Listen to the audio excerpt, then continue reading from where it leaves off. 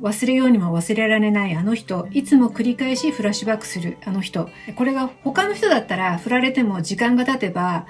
なんとか前へ進めるのに、ツインレイの相手だけにおいては、どうしたって頭から離れない。辛いトラウマだからこそ、ツインレイと出会っているからこそ、その感情エネルギーを持って高次元へ到達することができるんです。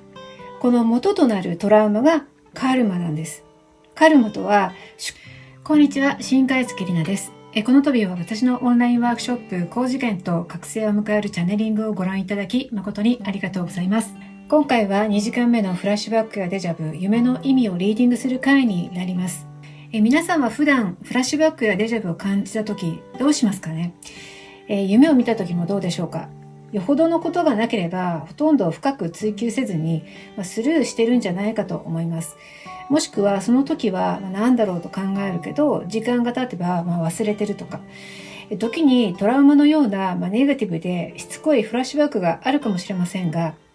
なんでその記憶ばかりがしつこくフラッシュバックされるのか、その理由や意味をじっくり追求探求したことってあるでしょうか。おそらく、ネガティブなフラッシュバックほど、忘れたいでしょうし、臭いものに蓋をするように気持ちを背ける人が大半だと思います。そもそも、嫌な感情の方が強く先立ってトラウマなんか冷静に向き合えないのが、自然だと思います。でもこのトラウマというフラッシュバックをするも蓋もしないで、自分の内面だとしてとことん向き合って追求探求してみようというのが、今回の2時間目のワークです。つまり私たちの体に潜む感情の、生み出しのようなワークです。実はこのワークこそが、自己内面の探求作業で宿命の一筋を見出すワークになるんですね。ワークショップのプログラムにご参加いただいた方全員にお渡しするこちらの共通テキストにも書いてあるんですが、私たちの日常に起きていることは何一つ意味のないものはありません。すべて必然的に起きていることです。フラッシュバックやデジャブ、夢もやはり高次元から降りてくるものですから、何かしらの意味、メッセージを持っています。時にそのフラッシュバックやデジャブ、夢が高次元とつながるためのスイッチ、トリガーになったりするので、身に起こるフラッシュバックやデジャブ、夢をスルーしないで、嫌なトラウマでも、もやっとしたデジャブでも、ただの夢でも、しっかり気を止めてみて、何を意味しているのか、じっくり探求追求してみると、自分にとっての、意味、メッセージが浮き出てきて、今自分がどうするべきか、何をすべきかが分かってくるんですね。中でもトラウマなんかはそれだけしつこく訴えてくるフラッシュバックなんですから、相当強く宿命とリンクしている場合があって、その意味を探ればきっとあなたのすべき宿命のパズルの1ピースが見つかって、高次元への扉をノックすることができるんです。ただトラウマを思い出すことは、さっき言ったように蓋を閉めたくなるような作業です。なので、なんでそんなことわざわざしなくちゃいけないのってなるかもしれませんが、その辛いという感情は、この現実世界にいる私たちの体が感じていることで、現実世界を実感する、グラウディング効果だということを忘れてはいけないんです。この現実世界にいて、この体というボディスーツを身にまとってるからこそ得る辛いという感覚で、これこそが現実世界の大地に今まさにいる証でグラウディング効果なんですね。この大地に体を置きながら、つまりグラウディングをキープしながら高次元へつながることが、天と地をつなげてしっかり高次元をノックする柱、鍵、スイッチになるんですね。辛いトラウマで高次元とつながることは、あの人を思うと辛いというトラウマも実はこれに値していて、つまりツインレイです。忘れようにも忘れられないあの人、いつも繰り返しフラッシュバックするあの人。これが他の人だったら振られても時間が経てば、なんとか前へ進めるのに、ツインレイの相手だけにおいてはどうしたって頭から離れない。だからツインレイはこの身が裂けるほど辛いという感情を強く持つんですが、ツインレイの話に高次元や覚醒がつきまとうのもこれが理由なんです。実は辛いトラウマであればあるほどグラウリング効果のレベルが高く、その分天と地をつなぐ柱が強固になってしっかり高次元とつながることができるんですね。最終的には覚醒を迎える体制が整うんです。ボールを強く地面に叩きつけると、その反動でボールは高く天井へ跳ね上がりますよね。あれと一緒です。気持ちは辛いかもしれませんが、それほど自然発生的にエネルギーを発生するのに、辛いトラウマ、ツインレイこそ一番効果が高い題材ということです。また高次元につながっただけでそれで終わりではなくって、つながったその先の高次元との関わりを覚醒を迎えながらも、自分自身が一つ一つ冷静に解釈していかなければ、高次元に足を踏み入れる意味もないわけですから、高次元で迷子にならないためにも、やはり高次元の扉を開けるプロセスには、もともと自分の中にある感情エネルギーをきっかけにして、バネにして、スイッチトリガーにして開くべきなんですね。高次元につながることや覚醒を迎えるのに本人のモチベーション、力があって成立するのは、他の先生のセッションも共通しているはずです。で、ここで辛いトラウマと、徹底的に向き合うことができれば、辛かったトラウマが自分にとってはただの題材、素材でしかないことに気づけるはずなんです。感情的に辛いという感覚はありますが、これは高次元とつながるための素材、きっかけ、トリガースイッチに過ぎないことを知るんです。高次元はかなり高い天井にあるので、ボールをかなり地面に強く叩きつけないと高次元まで上がれないわけです。あなたのエネルギーというボールが高次元まで上がれるように、強いエネルギーの元をあなたに課せられているということでもあるんです。つまり辛いトラウマだからこそ、ツインレイと出会っているからこそ、その感情エネルギーを持って高次元へ到達することができるんです。この元となるトラウマがカルマなんです。カルマとは宿命の一つで、この現世でこなすべき課題でクエストです。カルマというクエストを克服することで高次元へ、到達できるんです。となると、トラウマの辛いという感覚が甘いしょっぱい辛いといったポジティブでもネガティブでもない捉えができるようになってきて、辛い感覚なんだけどこれは辛いという解釈ではなくって、高次元とつながるスイッチという解釈に変わっていくんですね。この現実世界そのものがバーチャルリアリティゲームのような世界で、自分というキャラクターが、トラウマによって一時のダメージを受けているに過ぎないと視点が変わってくるんです。ゲームをやらない人でも、映画とかドラマ、あるいはニュースでもいいんですよ。そういったコンテンツや映像情報を見て、感情移入することあるじゃないですか。ゲームに負けて本気で悔しいと思ったり、映画に感動して泣いたり、ドラマを見て笑ったり、また事故のニュースや戦争のニュースなんかを見れば憤りを感じたり。でも当事者でない限り、私たちは一時を過ぎればまた日常に戻りますよね。これと同じように、我が身に降りかかる現実があたかもゲームや映画、ドラマを見ている第三者かのように、自分の視点が変わってくるんです。まさに客観視という三人称視点になってくるんです。トラウマで言うと、まず辛いトラウマを抱えて苦しんでいる自分と、それを何とか忘れようとして蓋をしようとする自分、さらにそういった運営を観察しているもう3人目の自分の視点です。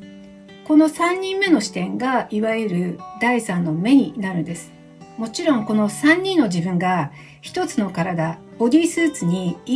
一緒に同居してますから、初めは辛い方が勝ってしまって、で苦しんで蓋をして、また苦しんで蓋をしてを繰り返します。でもそれをなんとか頑張って繰り返しを乗り越えて、自分の辛い内面と向き合う作業をすると、徐々に3人目の自分、第3の目がクリアになってくるんです。第3の目が見えてくると、辛いという主観から抜け出して、遠くから自分を見るというか、高い位置から自分を見下ろすという俯瞰の視点になっていきます。冷静にトラウマについて自己分析することができて、そこでようやくトラウマの意味や必然性を知るに至るんですね。つまり自分がバージョンアップするために必然的に起きた出来事、通るべき運命、スイッチ、トリガーだったことに気づくわけです。ここまで来ればもはや悟りの域に入って、高次元はすぐそこ、覚醒も近く、よりチャネリング体質も整っていくわけです。すごく重く辛いトラウマを持っている人であればあるほど、蓋を閉めようとするエネルギーも強いですし、その分深くレベルの高い3人目の自分を見出す素養を持っています。これは間違いないです。霊視やチャネリングを戦術とした占い師の先生のプロフィールに、私はこれまで壮絶な人生を送ってきましたとよく見かけるのはこれが理由で、単なる人生経験が豊富ということではなくて、第三の目が強固で深くレベルが高いという証拠なんですね。またチャネリングという戦術は昔からシャーマンとか修行僧、あるいはイタコや霊媒師などが修行を得てやっと身につく術です。本物のチャネリングを身につけるにはやはり、辛い修行の向こうにあって、自分の一番辛い内面と向き合うことで、その先に、悟りを開ける高次元と、覚醒が待っているんです。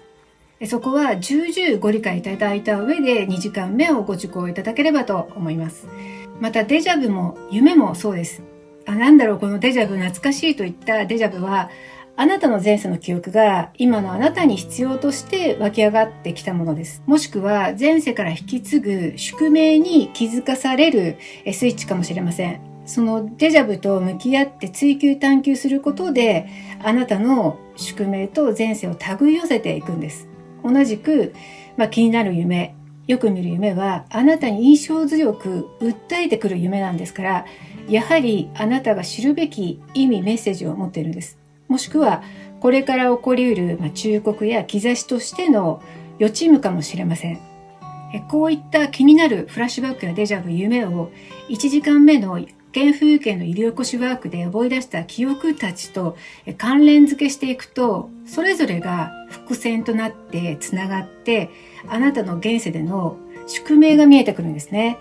関連付けの作業の仕方は、例えば過去の体験がトラウマなら、その過去の記憶のところにフラッシュバックと追記していきます。蛍光ペンなのでハイライトしていくと良いです。デジャブや夢も関連する記憶があればタグをつけていきます。どの記憶とも関連性が見つからなければ、それは別途リストアップしておいてください。新海月里奈がオラクルカードを使ってどんな意味、メッセージがあるのかリーディングしてまいります。フラッシュバックやデジャブ、夢と関連付けした1時間目のノートを写真かファイルでお送りください。私がオラクルカードであなたの現世での宿命の1ピースをリーディングして前世を手繰り寄せていきます。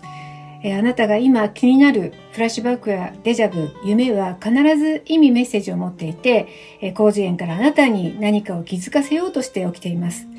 こんな夢見たけどいっかではなくって、自分の体で感じたことですから、未知なもので終わらせず、ちゃんと自分で探求してその正体をクリアにしていこうというのが私のオンラインワークショップ、高次元と覚醒を迎えるチャネリングの醍醐味です。私のワークショップは徹底的な自己内面の探求作業なんです。その未知なるものへの探求心、自分の本能を自覚することが第六感のスイッチオンであり、高次元の扉を開くトリガースイッチオンになっていくんですね。1時間目と2時間目のワークショップは動画で公開しています。ご自身で独学でワークを進めることもできますが、ワークによって潜在意識と第六感が活性化しているかどうかの確認や、また1時間目で揺り起こした原風景の意味、メッセージ、2時間目でピックアップしたフラッシュバック、デジャブ、夢の意味とメッセージのリーディングは、ここならで有料プログラムを購入していただく形になります。2時間目の有料プログラムの応募条件は、1時間目を受講された方となります。それではあなたが気になっているフラッシュバックやデジャブ、夢を3つまで揃いましたら、ここならにて2時間目のプログラムをご購入ください。皆さんのご応募お待ちしております。